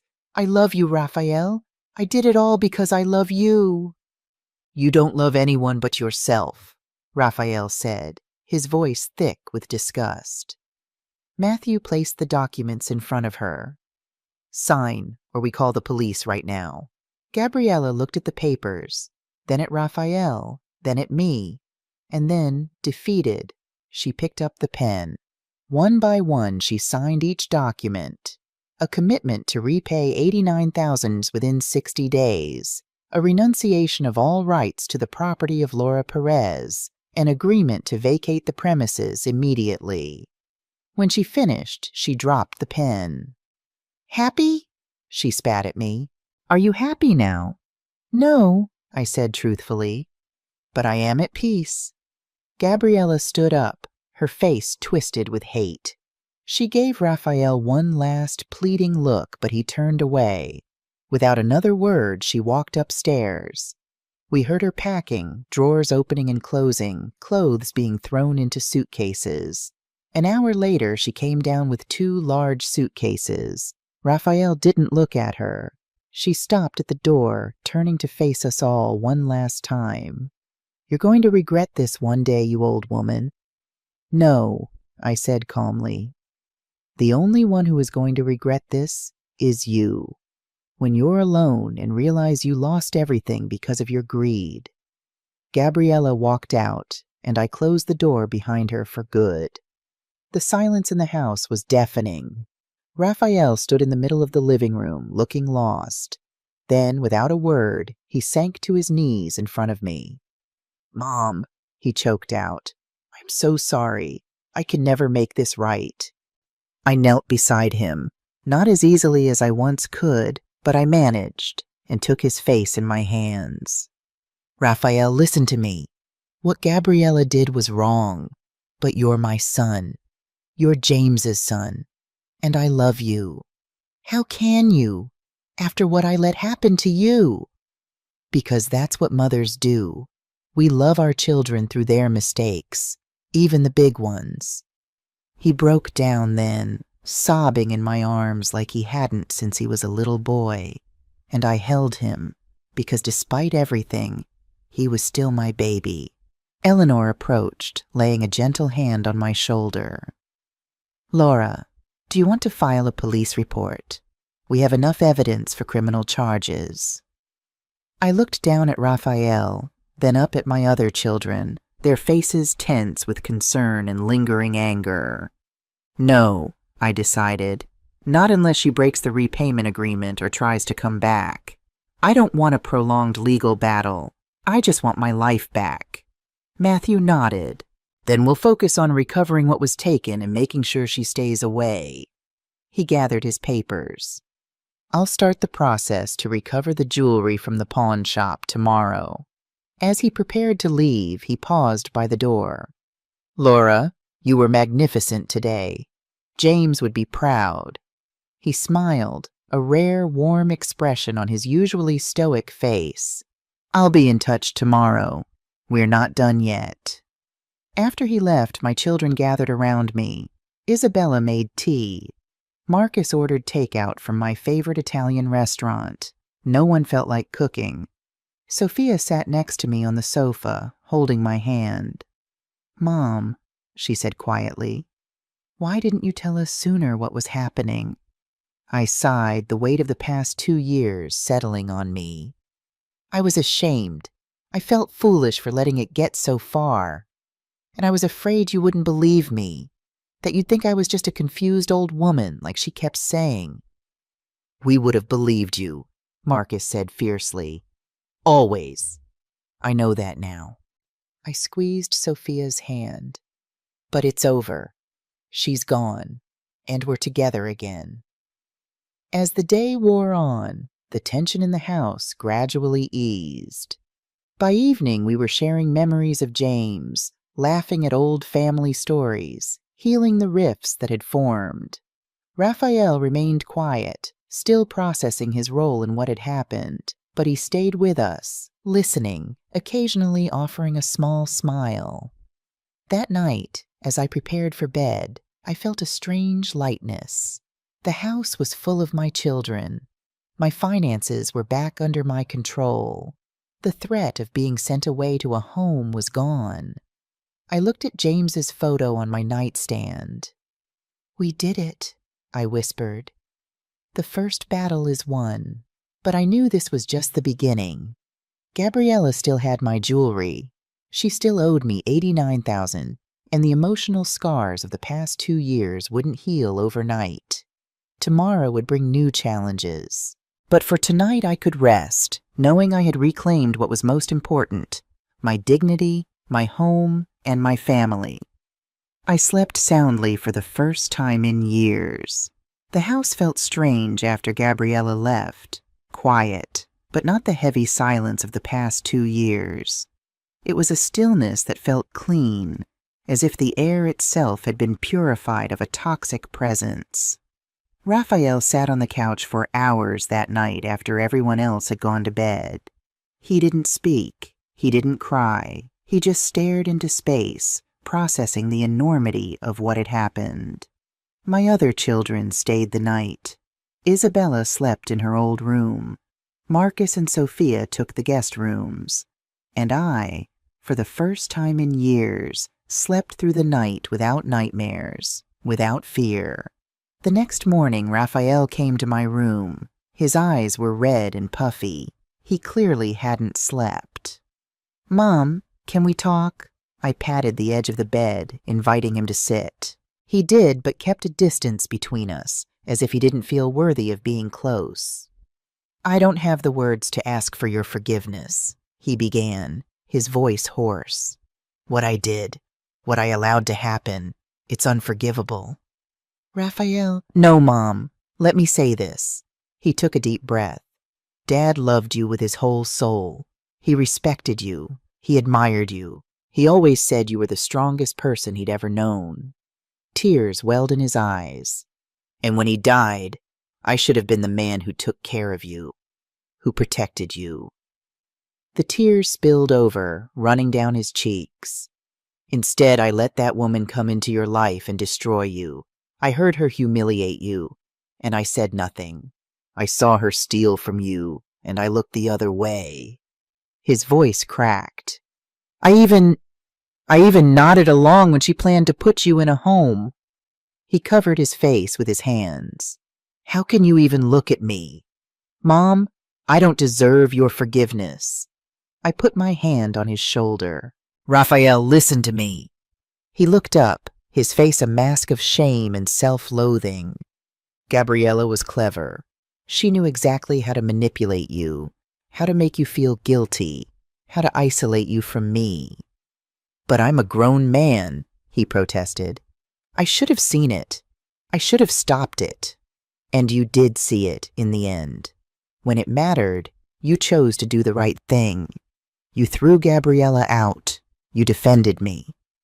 After 2 years of letting her abuse you, after almost letting her put you in a home and steal your house." "Raphael," I took his hands, forcing him to look at me. "I forgive you." "How can you?"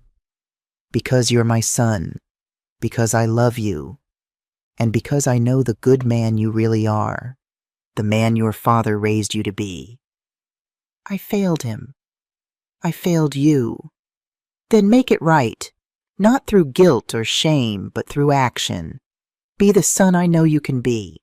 He nodded, wiping his eyes. "I will, Mom. I promise. Whatever it takes, however long it takes, I will make this right." I hugged him, and he clung to me like he used to when he was a child waking from a bad dream. The smell of his hair reminded me of when he was little and would fall asleep in my arms. Despite everything, despite the hurt and betrayal, he was still my son, and I still loved him. That afternoon, Matthew called with news. "Laura, we need to get your jewelry back. The pawn ticket is in Gabriella's name, so technically she's the one who has to retrieve them." "But she won't do it." "Exactly. So we need to apply pressure. Do you have a way to contact her?" "Raphael has her number." "Good. Have him call her and say that if the jewelry isn't returned in 3 days, we're filing criminal charges." Raphael made the call that evening, with all of us gathered around the kitchen table. He put the phone on speaker. Gabriella answered on the 3rd ring. "What do you want?" Her voice was bitter, hostile. "The jewelry," Raphael said, his voice steady. "You have 3 days to get it out of pawn and return it to my mother, or she presses charges." "I don't have the money to get it out of the pawn shop." "Then find it, because if every piece isn't back here in 3 days, you're going to jail. And I'm not kidding, Gabriella." There was a silence. "I hate all of you." She hung up. Raphael looked at me, his expression grim but determined. "She'll do it. She knows we're serious." 2 days later, a package arrived at the house.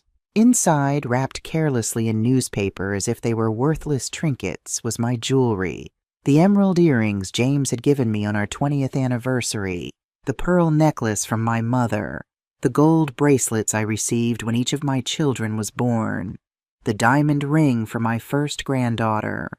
I took the pearl necklace in my hands, and tears fell freely.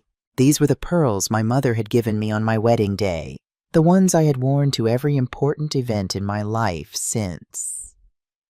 They were back where they belonged. "You got them back, Mom," Isabella said, hugging me. "Yes," I whispered, clutching the pearls to my heart. "I got them back." But the most important thing was still missing: the money. Matthew started the legal process to recover the $89,000. Gabriella had signed the repayment agreement for 60 days, but we all knew she didn't have that kind of money. She'll have to sell things, borrow, or get a job that allows her to make payments, Matthew explained. But she will pay, because if she doesn't, she goes straight to prison. The following weeks were about rebuilding. I had all the locks on the house changed. Raphael helped me, his way of beginning to make amends. I regained control of my bank accounts. I opened a new one that only I managed. I went back to my book club. Linda greeted me with tears in her eyes. "Laura, I thought we'd never see you again." "Me too," I said, hugging her. "But here I am." I told them everything, Linda and my other friends from the club. They listened in silence, some with tears, others with outrage. "We should have done more," Linda said, squeezing my hand. "We should have insisted when we saw something was wrong." "It's not your fault," I assured her. Gabriella was a very good liar. But the most important conversation was one I had with Raphael one evening as we sat in the backyard on the old bench, the same spot where James used to grill on Sundays. "Mom, I want a divorce." I looked at him, studying his face. "Are you sure?" "Completely. I can't stay married to someone who did so much harm to my family. To you." "Raphael, you don't have to do this for me." "I'm doing it for me," he said firmly, "because when I look in the mirror, I don't recognize myself anymore. I became someone Dad would have been ashamed of, and I need to find my way back." "Your father loved you, son, and he would be proud that you had the courage to make things right." "Do you think so?" "I know it." Raphael started the divorce proceedings that week. Gabriella fought it, of course. She asked for alimony, a share of their marital property, but there was nothing. They had lived in my house, on my money. There were no joint assets to divide. The judge ruled in Raphael's favor. While the divorce was being finalized, Gabriella started paying me back. $500 the first week, $1,000 the next. They were small amounts, but they were payments. Matthew kept a strict record. "At this rate, it will take her years to pay you back," he told me. "It doesn't matter as long as she pays," I replied. Because the important thing wasn't the money anymore. It was justice. It was knowing that Gabriella had lost everything. Her husband, the house, the comfort, the life she had tried to steal. And I had gotten back what was mine. My dignity, my family, my peace. 6 months after the confrontation, Raphael was still living with me. But it was different now. He cooked, he cleaned, he came with me to the market. He asked for my opinion on everything. He was my son again. One afternoon, as we were having coffee in the backyard, he told me, "Mom, I want you to know I'm going to make up for everything that happened. I'll work hard. I'll help you with everything you need. And when you're gone..." "Raphael, don't talk like that." "Let me finish. When you're gone, hopefully many, many years from now, I'm going to make sure this house, your legacy, everything you and Dad built, is respected and honored. It's the least I can do." "You're already doing it, son. Every day." And it was true, because the man sitting across from me was not the weak, manipulated person from months ago. He was a man who had fallen, yes, but who had learned how to get back up. Just like me. That night, I returned my jewelry to the safe, but this time I changed the combination. And only I knew it. Because I had learned the hardest lesson of my life. Never, ever give your power away to someone else, no matter how much you love them, no matter how much you trust them. Your life, your money, your decisions are yours, and no one has the right to take them from you. The house settled into a new rhythm after Gabriella's departure. Each morning I woke to the aroma of freshly ground coffee. No more instant coffee, no more tiptoeing around my own kitchen. I'd come downstairs to find Raphael already there, newspaper open, breakfast cooking. "Good morning, Mom," he'd say, sliding a cup of coffee toward me, prepared exactly the way I liked it, with a splash of cream and no sugar. Just as James used to make it. Our relationship was healing, but there were still moments of awkwardness, of remembered pain. Sometimes I'd catch Raphael watching me with a look of such guilt that it broke my heart. Other times he'd start to say something, then stop abruptly, as if afraid his opinion no longer mattered. "Raphael," I said one morning after such a moment, "you can disagree with me. You can have your own thoughts. I won't break." He looked up, surprised. I don't want to upset you. After everything, we're still family," I said firmly. "And family means honest conversations, not walking on eggshells." He nodded, a small smile breaking through. "Like when Dad and I would argue about politics at the dinner table?" "Exactly like that," I laughed. James always said the best family discussions happened over good food and strong opinions. It was the first time we'd mentioned James so casually since before Gabriella. It felt like a breakthrough. My other children had returned to their lives. Isabella to Denver, Marcus to Nashville, Sophia to Austin.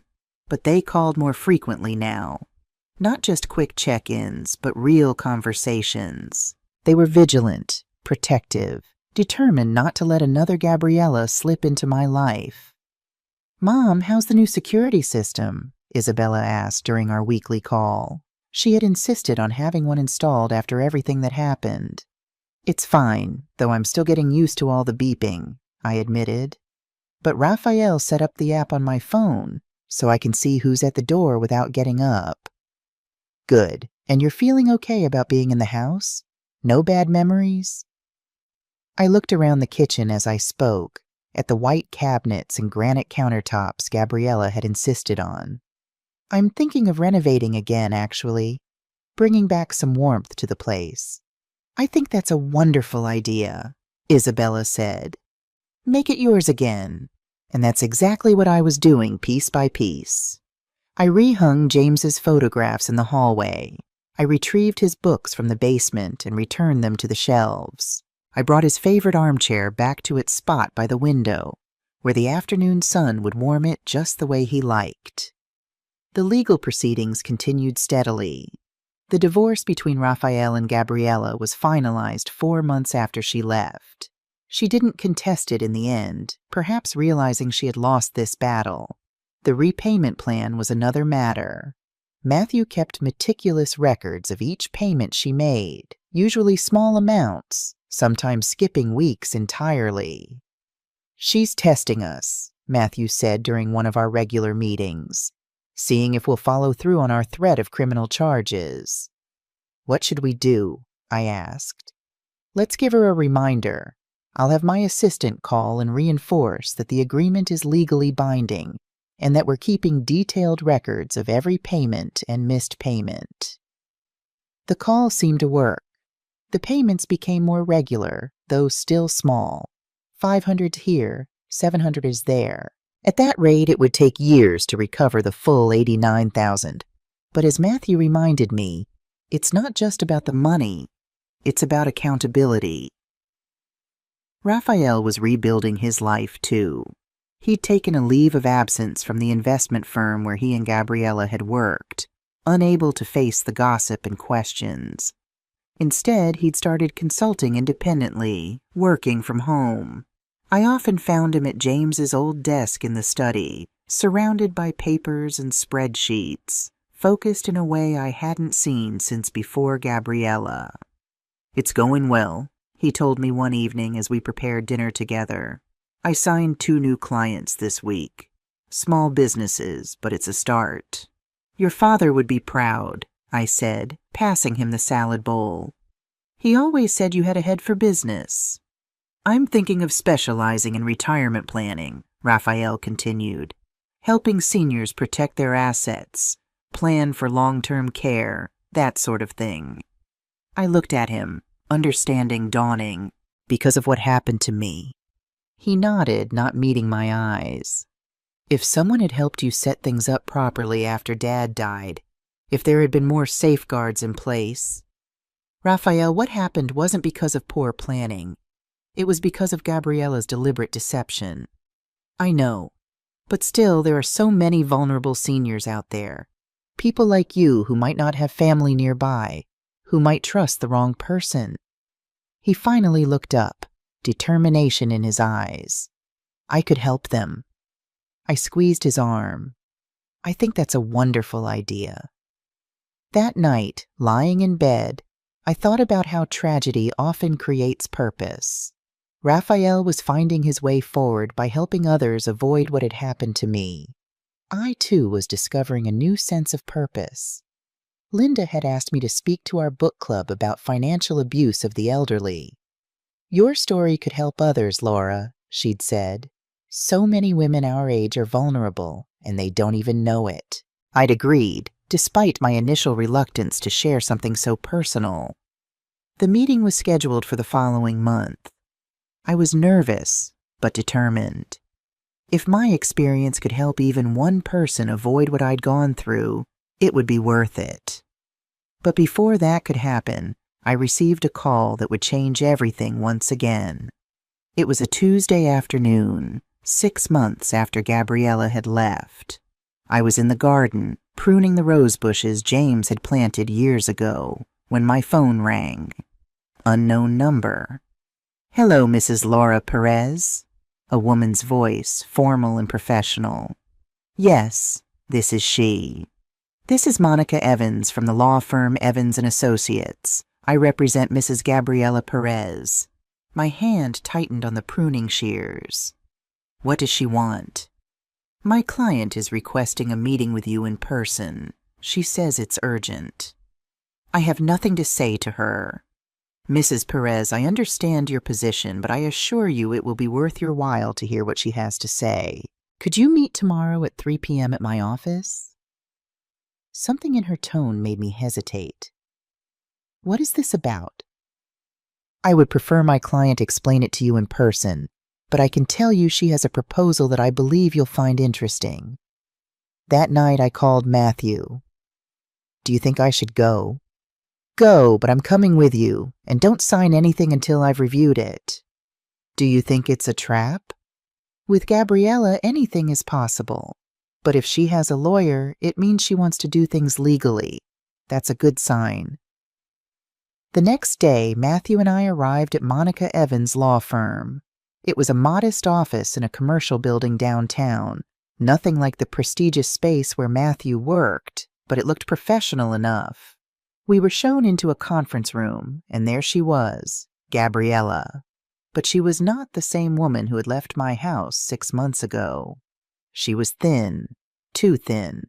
Dark circles shadowed her eyes. Her hair was pulled back in a simple ponytail, no makeup on her face. She wore jeans and a plain blouse, a far cry from the stylish outfits she'd favored in my home. For a moment I almost felt pity. Almost. "Mrs. Perez, Mr. Thompson," Monica Evans said, gesturing to the chairs across from Gabriella. "Thank you for coming. My client requested this meeting because she has a proposal to settle her debt with you." "She's making payments," I said. "That was the agreement." "I know," Gabriella interjected, her voice lacking its usual confidence. "But at this rate it will take me 8 years to pay you back everything. And I can't live like this for 8 years. You should have thought of that before, Matthew said coldly. Gabriella lowered her head. I know, and you have every right to hate me. I was a monster, a thief, a manipulator. And now you've come to apologize? I asked, skepticism clear in my voice. You think saying I'm sorry fixes everything? No, she said, looking up at me with reddened eyes. I know nothing I can say will fix what I did, but I want to try to make it right. Monica Evans placed a folder on the table. My client recently inherited an apartment from her maternal grandmother. It is valued at $90,000. She opened the folder, showing deeds, appraisals, documents. Gabriella proposes to sign over this apartment to you as full payment of her debt. The $90,000 covers the $89,000 she owes, plus interest and legal fees. Matthew took the documents and began to review them carefully. I looked at Gabriella. Why? Why not just sell it and pay me the cash? Gabriella took a deep breath. Because I need to close this chapter. I need you to forgive me so I can move on with my life. You don't need my forgiveness for anything. Yes, I do. For the first time, I saw real emotion in her face. These past 6 months have been hell. I lost everything. My husband, my home, my reputation. My friends turned their backs on me when they found out what I did. She started to cry, not the calculated tears I'd seen before, but messy, ugly sobbing. I work 12 hours a day at a call center to pay rent on a miserable little room. I eat once a day. I can't sleep thinking about everything I destroyed. Good, Matthew said sharply. That's what you deserve. I know, she whispered, wiping her tears with a tissue. I know, but I swear I have changed. I understand what I did, and every single night I regret it. Regret doesn't bring back the time you stole from me, I said. It doesn't bring back the dignity you took. It doesn't erase the humiliation. Gabriella nodded, dabbing at her eyes. You're right. None of that can be returned. But this apartment is the only thing of value I have left, and I'm giving it to you, all of it, so you know I'm truly sorry. Matthew finished reviewing the documents. Laura, everything is in order. The apartment is free of any liens. If you accept, we can make the transfer next week. I looked at the papers, then at Gabriella. Part of me wanted to refuse. I wanted her to keep paying for years, to suffer as much as I had suffered. But another part of me was tired of carrying that resentment. Where is the apartment? I asked. In Rogers Park, Monica replied. 2 bedrooms, 1 bath. It needs work, but it's in a good area. An idea crossed my mind. Raphael was still living with me, but he'd need his own place eventually. Matthew seemed to read my thoughts. You could fix up that apartment and give it to Raphael as a new beginning, he suggested quietly. I looked at Gabriella, who sat there, vulnerable and defeated, so different from the confident woman who had systematically dismantled my life. I accept the apartment, but on one condition. Anything, she said quickly. I want you to sign an additional document, one where you acknowledge in writing everything you did. The fraud, the abuse, the lies, everything. What for? She asked, wariness creeping into her voice. So that if you ever try anything against me or my family again, I will have irrefutable proof. Gabriella swallowed hard. Okay, I'll sign it. Monica prepared the document right there. Gabriella wrote in her own hand. I, Gabriella Perez, acknowledge that I committed fraud and financial abuse against Mrs. Laura Perez. I pawned her jewelry without her consent. I withdrew $89,000 from her accounts without authorization. I manipulated and humiliated her for 2 years. I accept full responsibility and guilt. I am ceding the apartment in full compensation and payment of my debt. She signed it with a trembling hand.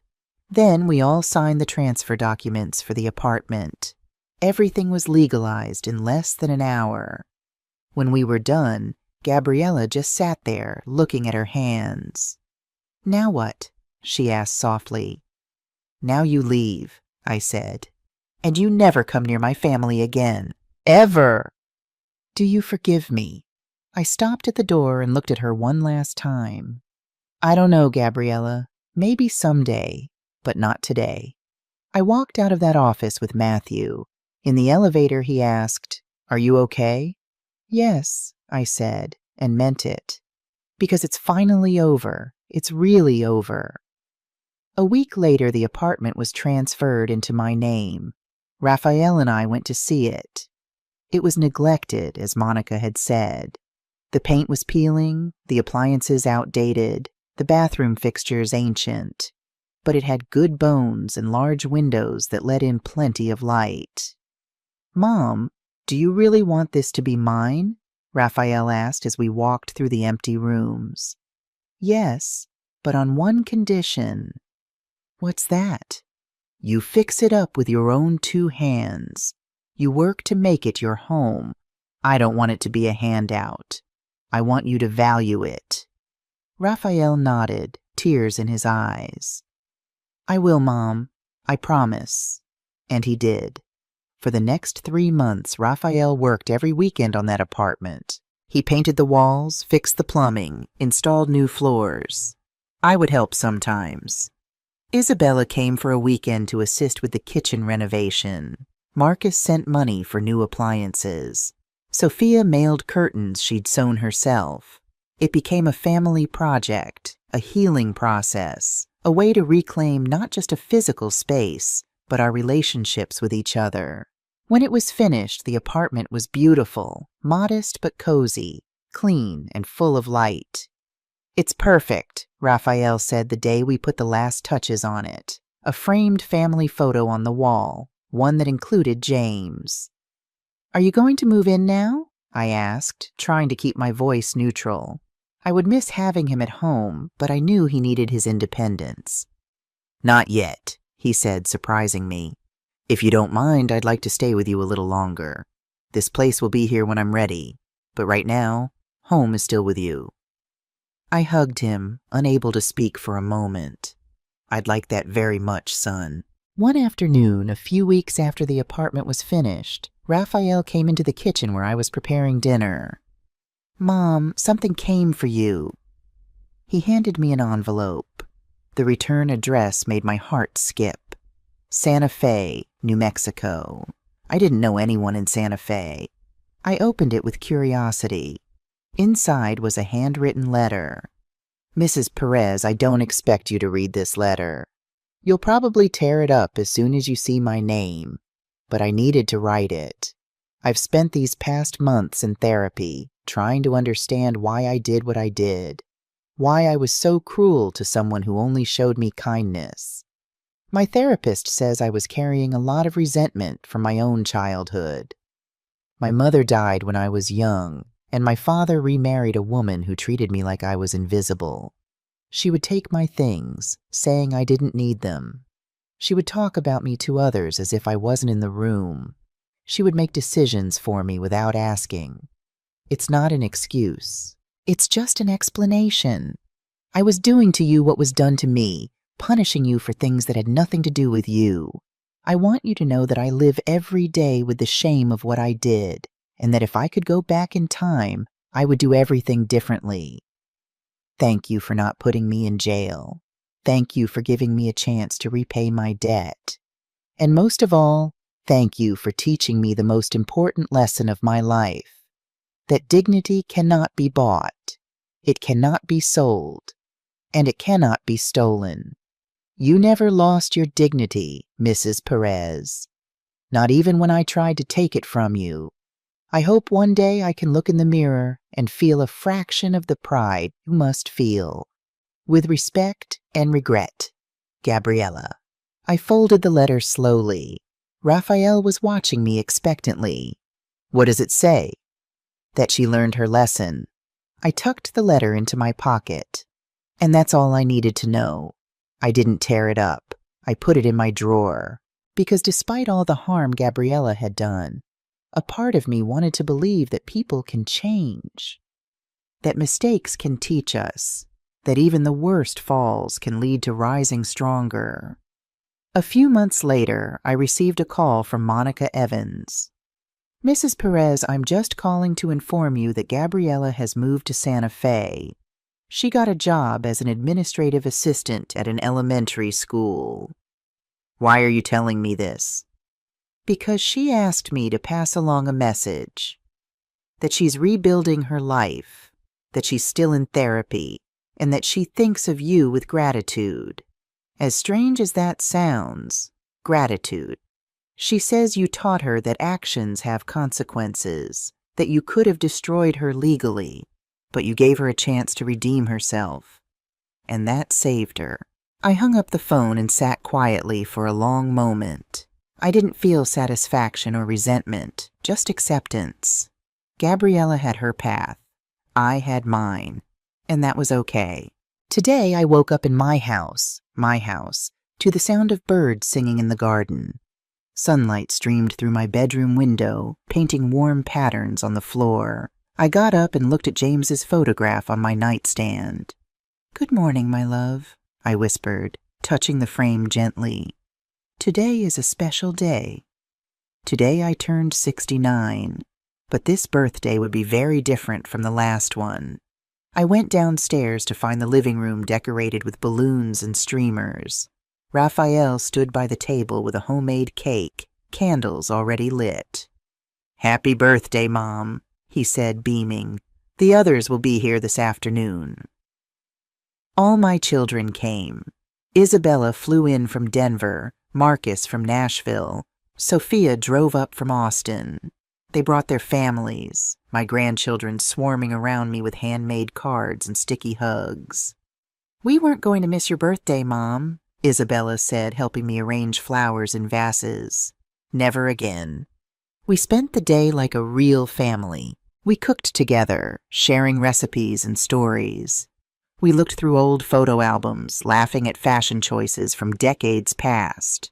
There was no tension, no secrets, no manipulation, just love. In the afternoon, Linda arrived with the other women from the book club. They brought gifts wrapped in colorful paper, flowers, and warm embraces. "Beatrice, you look radiant," Linda said, taking my hands in hers. "It's because I'm free," I replied. Finally free. That night, after everyone had gone home, Raphael and I sat in the backyard. The same chairs where James and I used to have coffee every Sunday morning now held his son and me, watching the stars emerge in the darkening sky. "Mom, there's something I want to tell you," Raphael said, a nervous edge to his voice. "Tell me, son." "I met someone." My heart gave a little leap. "A woman. Her name is Andrea. She's a teacher. I met her at the gym 3 months ago." "Tell me about her," I encouraged. "She's different." He searched for words. "Honest, simple. She works hard for her students. She doesn't care about money or appearances. She's just a good person." I smiled, genuine happiness warming me. "I would love to meet her." "Really?" He looked surprised. "I thought after Gabriella you wouldn't want me to bring anyone else home." "Raphael, not everyone is like Gabriella," I said gently. "And you deserve to be happy. You deserve real love." "I'm taking it slow," he assured me. "I'm not rushing this time. I'm getting to know her well, and if it ever gets serious, you'll be the first to meet her, and your opinion will matter." "That's my boy." We sat in comfortable silence for a while, watching the stars. "Mom," Raphael said finally, "did you ever really forgive Gabriella?" I thought about the question carefully. Forgiving doesn't mean forgetting Raphael, and it doesn't mean what she did was okay. It means letting go of the weight of resentment so that I can live in peace. "And have you let it go?" "Most of it, yes. Some days it still hurts to remember, but I don't hate her anymore." "I don't hate her either," Raphael admitted. But I learned so much from that horrible experience. What did you learn? That real love doesn't make you feel small. It helps you grow. That a real partner supports you, doesn't control you. He looked at me, his father's eyes in his face, and that I always have to listen to my gut. Because deep down, I knew something wasn't right. I was just too scared to admit it. That's the most valuable lesson of all, son. The following months brought beautiful changes. Raphael finally moved into his apartment, but he came to visit 3 times a week. We had dinner, talked, maintained our connection. When I met Andrea, I understood why Raphael was so smitten. She was a woman with warm eyes and a genuine smile. She spoke to me with respect, but not with falseness. She asked about my life, my hobbies, my memories of James, and when she left, I told Raphael, "Now that is a good woman, son." Isabella, Marcus, and Sophia visited more often too. We took turns. 1 month, Isabella and her family would come, the next Marcus, then Sophia. My house was once again filled with grandchildren, with laughter, with life. I reclaimed my routines. I went to the farmer's market on Saturday mornings, buying fresh vegetables and flowers for the living room. On Thursdays, I religiously attended my book club, which had become even more special after I shared my story with them.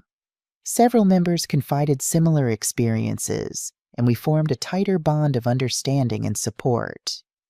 On Sundays, I went to church. I lit a candle for James.